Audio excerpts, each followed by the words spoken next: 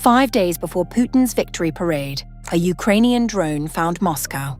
7 kilometers from the Kremlin, an elite neighborhood, a luxury tower, in flames. And as Russia prepares to celebrate, a former US general has a message for Vladimir Putin. Russia is not winning this war. Russia is losing it.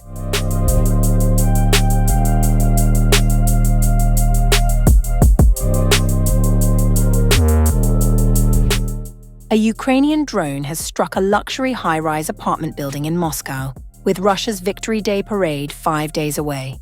Videos posted on social media appear to show a drone flying at a low altitude towards Moscow just before 1 a.m. local time. Residents reported hearing loud explosions in the capital soon after. Photos appear to show damage to the upper floor of a high-rise apartment building in the city, reportedly the Mosfilm Tower, a luxury building located west of the city's center. Drone debris was also seen scattered in the street below as emergency crews worked on scene. The attack appears to mark one of the deepest strikes into central Moscow's residential core, having occurred approximately 7 kilometers west of the Kremlin and the city's central Red Square and 3 kilometers from the Russian Defense Ministry building. The Mosfilm Tower is situated in an elite neighborhood within the city, close to nearby embassies and diplomatic residences.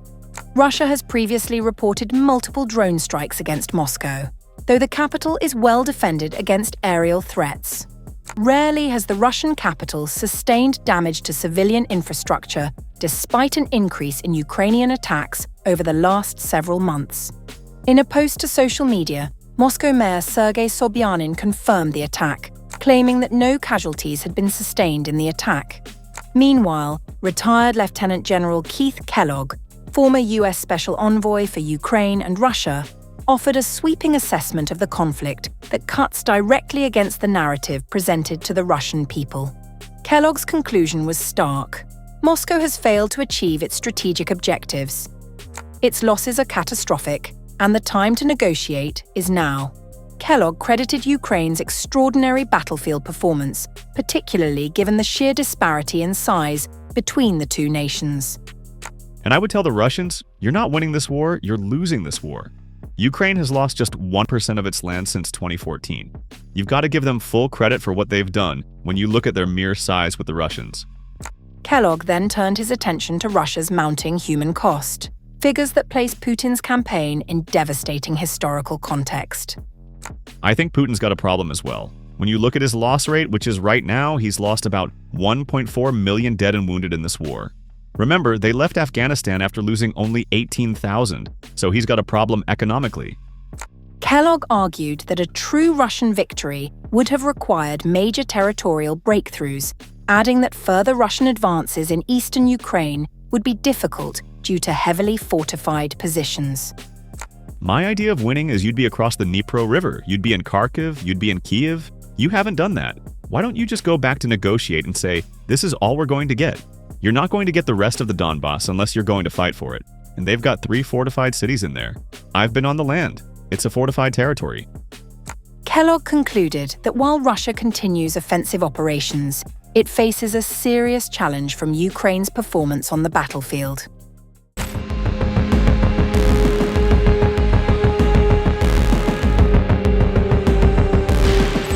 In the southern Ukrainian city of Kherson, a new kind of terror has taken root, and it fits in the palm of your hand. Russia has been scattering small anti-personnel mines across residential neighborhoods, dropped from cheap FPV drones that cost as little as $500 each. The mines are called pryanik, Russian for gingerbread, and they are designed not to destroy tanks but to maim people. They are 3D printed, wrapped in camouflage fabric, and small enough that they disappear into grass, rubble, and litter. Sometimes they are mistaken for toys. That is not an accident. Walking to a pharmacy is becoming a gamble with mutilation. Russia is using FPV drones to drop these mines all over residential areas in Kherson.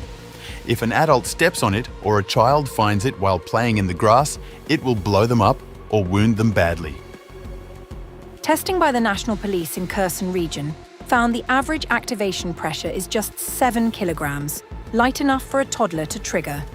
They are also prone to self-detonation from nearby movement alone. As of April 1, 2026, a total of 1,431 people have been injured by Russian mines since the full-scale invasion began. 147 of them were children.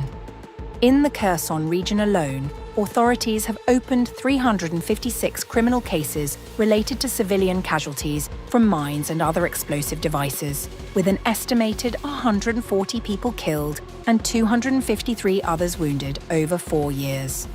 Their goal is to make Kherson uninhabitable, to make life so miserable that people are forced to leave. Then, it is going to be much easier for them to reoccupy the city. We are already under 24/7 assault. The roughly 60,000 residents still in the city spend most of their time in basements. Stepping outside means risking a drone strike from above or a mine underfoot. Boyechko described it plainly. Right now, there are two types of dangers that civilians face. One is from the air, the FPV drones that target them directly. The other is the minefield underneath their feet. Running humanitarian operations in this environment has become nearly impossible.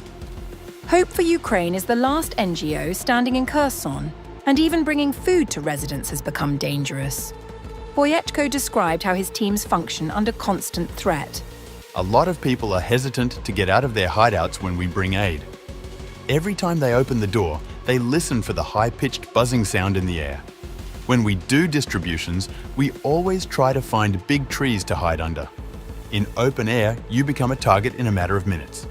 When we make deliveries, we try to schedule them during bad weather as it is much safer. Clearing the city of these mines is an enormous challenge. A critical shortage of deminers and equipment has slowed progress significantly.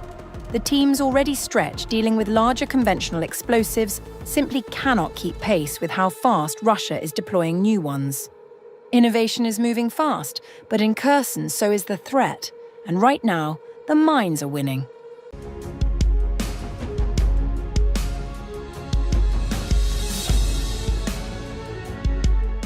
Russia won't just be fighting Ukraine with its own soldiers anymore. It is building something bigger, and it is doing it quietly, systematically, and on a massive scale.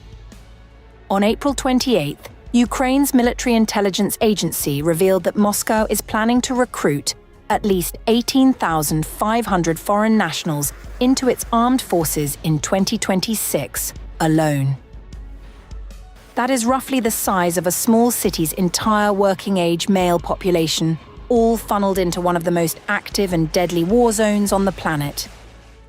The intelligence comes from Ukraine's I Want to Live project, a 24-hour hotline that encourages soldiers fighting on Russia's side to surrender. What it has uncovered goes well beyond what most analysts expected. Russia has been running inspections across all of its federal districts, counting foreign men between the ages of 18 and 60. Those numbers have been handed directly to military enlistment offices, which have been given specific targets. Recruit between 0.5 and 3.5% of the total foreign population in each region. There are 97 contract service selection centers operating across Russia right now. 30 of them are concentrated in the central military district alone. And the countries Russia is targeting tell you everything about the strategy. Kazakhstan, Kyrgyzstan, Uzbekistan, Tajikistan, Bangladesh, Chad, Sudan, Burundi. These are nations where poverty is high, legal protections are thin, and the promise of a Russian salary can sound like a lifeline. But Ukraine's intelligence makes clear that it is coercion dressed up as opportunity. Here is how it works. A foreign national arrives in Russia on a student visa or a tourist visa. The visa expires. They cannot renew it in time. Suddenly, they are in violation of Russian migration law and face administrative detention. Then comes the offer. Sign a contract to fight or face up to 8 years in prison. As Ukraine's defense intelligence put it directly, a trip to Russia is a real chance of ending up in a suicide assault unit and ultimately rotting in Ukrainian soil. By March 30th of this year, Ukraine had identified 27,407 foreign nationals fighting for Russia, up from just over 18,000 in November of last year.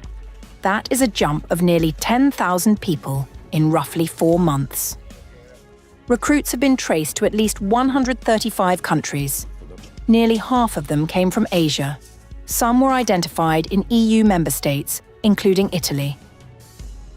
Ukraine's Foreign Minister Andriy Sybiha said in February that at least 1,780 citizens of various African countries are currently fighting for Russia. North Korea remains by far the largest single contributor.